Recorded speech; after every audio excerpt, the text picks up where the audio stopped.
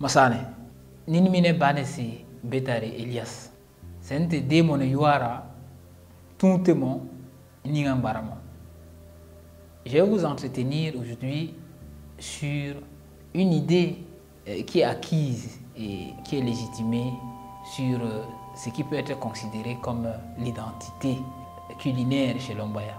Il est de notoriété publique que l'Ombaya c'est le couscous manioc, c'est-à-dire c'est l'objet qui identifierait l'Ombaya. Mais c'est une idée très récente. Lorsqu'on compare l'apparition du manioc, on prend en compte l'apparition du manioc dans ce qu'on peut appeler les aliments de l'Ombaya. En réalité, l'Ombaya n'a pas toujours eu pour nourriture principale le manioc, ce qui peut choquer beaucoup de gens. Selon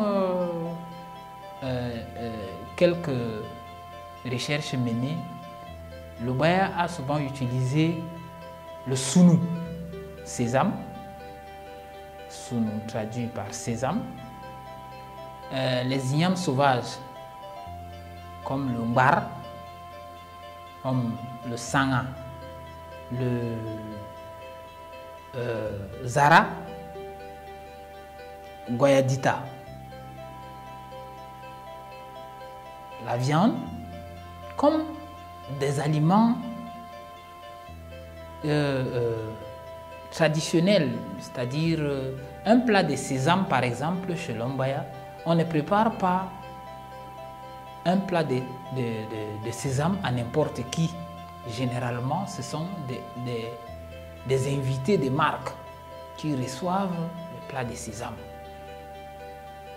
Le manioc donc apparaît avec l'irruption coloniale, on peut le dire ainsi, ou bien avec l'avènement des Occidentaux qui apportent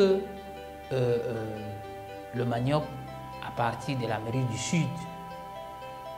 Et l'Ombaya adopte le manioc, comme beaucoup d'autres peuples l'ont adopté en Afrique. Et l'adoption, ce qui est particulier chez l'Ombaya, contrairement à certains qui consomment le manioc en tubercule, déjà enlevé au champ et bouillir pour en consommer en tubercule, l'Ombaya transforme le manioc en ce qu'on appelle le foufou, en farine. On trempe le manioc, on enlève, on trempe, ça pourrit entre guillemets, et puis on lave, on découpe et on sèche avant de transformer en farine en pilant. Mais maintenant, on écrase au moulin. C'est après ce long processus que l'on obtient la farine qui permet de tourner le cam. On se poserait bien sûr la question de savoir pourquoi l'Ombaya a opté pour ce long processus. Mais lorsqu'on interroge même de manière pratique la chose, on verra que les boutures de manioc en Pays-Bas donnent généralement les tubercules amers, ou peut-être dû au type de sol. Et ce fait-là, pas toutes les boutures bien sûr, mais en grande majorité, les tubercules sont amers. Et consommer donc en tubercule rendrait malade ou bien serait très désagréable, même dans la bouche et même pour la santé. Ce qui fait que tremper permet d'extraire l'amertume du tubercule et transformer. On pourrait donc ainsi consommer le manioc sans problème. Il y a deux ou trois produits phares que l'Ombaya mange, ou bien plusieurs même. On peut déjà parler de la feuille, c'est-à-dire le souka. souka chez l'Ombaya. On peut aussi faire le pim avec le souka. Le pim. On peut aussi faire le longa souka. Longa souka, c'est un peu comme le pim avec la pâte d'arachide, mais au herheri. On attache. Et puis, il y a le kigeda, yingigeda. Parce que le tubercule est appelé yingigeda. Et le yingigeda là, quand ça pourrit déjà, on peut faire le domokageda avec. C'est-à-dire on braise. Ce qui est pourri là, on braise. Et il y en a qui appellent ça le borageda. On braise, on peut manger avec de l'avocat, on peut manger avec la pâte d'arachide, etc. Et il y a le peigeda. Peigeda. Ça, c'est un processus aussi pour enlever l'amertume. On fait bouillir les tubercules cette fois-ci, mais on ne bout pas jusqu'à ce que ça se ramollisse. On bout juste un peu pour que la vapeur d'eau passe. Et puis on découpe en lamelles. On découpe un peu comme pour faire les chips.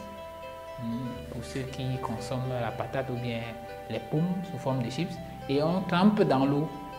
2-3 jours après, le manioc qu'on enlève là, on mange et l'amertume aurait disparu dans l'eau.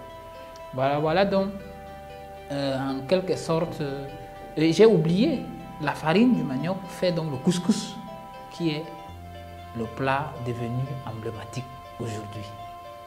Donc, voici donc la question sur laquelle nous voulions parler aujourd'hui, qui concernait le kam, le couscous.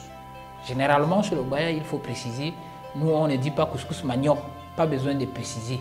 Dès qu'on dit couscous, on sait que c'est le manioc, tout simplement. Voici ce qui est, pour ce qui est du manioc chez l'Ombaya.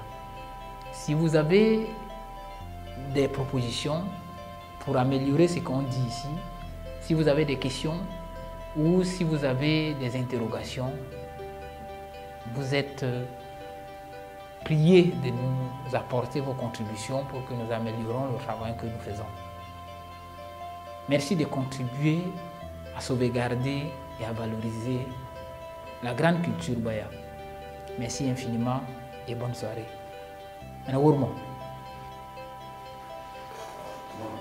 Bon, quand je vais persi hier, je vais monter à Bion le. Vous êtes besoin de vous.